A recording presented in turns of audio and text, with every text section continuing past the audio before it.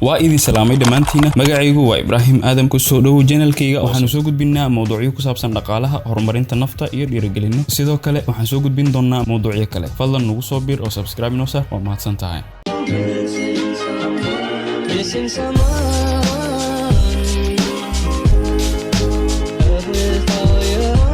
موضوعنا maanta wuxuu yahay ka taxadar arimahan si noloshaadu qiimo u yeelato taxadar la'aantu waa mid kamid ah dabeecadaha dadka waxayna dayacaadu timaadaa markii qofku uu arko wax qiimo ama muhiim gaar ah aan u lahayn laakiin ogsoono wax kasta adduunkani waxay ku kacaan qiime ma jiro wax bilaash ah haddii caafimaadkaadu qiimo sare ku leeyahay waa inaad ka taxadartaa waxa aad cunayso kuna dadaashaa daryeelka naftaada haddii noloshaadu qiimo sare ku leedahay waa in aad ku dadaashaa cibaadada Alle kana taxadartaa in aad dayacdo haddii saaxiibada qiimo ku leeyihiin waa inaad ka taxadartaa in aad xamato ama aad xumayso haddii waqtigu qiimo ku leeyahay ka taxadar in aad lumiso waa in waqtigaada aad sida ugu habboon u isticmaashaa kuna bixisaa waxa kaliya ee naftaada anfacaya haddii xiriirka lamaanahaagu qiimo ku leeyahay waa inaad ka taxadartaa in aad khiyaanto waa inaad ku dadaashaa sidii aad ku qancin lahayd mar walba haddii lacagta qiimo ku leedahay ka taxadar sida aad u qarash gareynayso haddii wadankaagu qiimo ku leeyahay ka taxadar in aad dulsaar aan waxba u qaban ku noqoto haddii naftaadu qiimo ku leedahay ka taxadar in aad soo jeed bila macna ah aad ku daaliso haddii caruurtaadu qiimo sare ku leedahay waa in aad ku dadaashaa in aad waqti la qaadato kana taxadartaa in aadan waqti fiican la qaadanin haddii guushu qiimo ku leedahay ka taxadar in aadan isbedel sameyn oo aad iska fadhiso waa in aad isbedel sameysaa waa in aad fadhiga ka kacdaa waa in aad hore u socotaa haddayicin xitaa qalin aad isleedahay waa raqiis ahmiyad iyo qiimo sare ayuu leeyahay noloshu waa hadiyad in aad ka faa'iideysato in aad ku guuleysato ma ahan wax bilaash lagu helo waa in ay ahmiyad iyo qiimo ku lahaataa aadna uga taxadartaa in aad dayacdo yeelo nolol taxadar badan leh waxaan jeclaystay in aan intaas idinla wadaago waad ku mahadsan tahay daawashada muuqaalkan waxaan ku leeyahay mar kale ku soo dhaw channelkayga oo subscribe isar waa mahadsan tahay sidoo kale waxaan ku leeyahay ku raaxayso noloshaada peace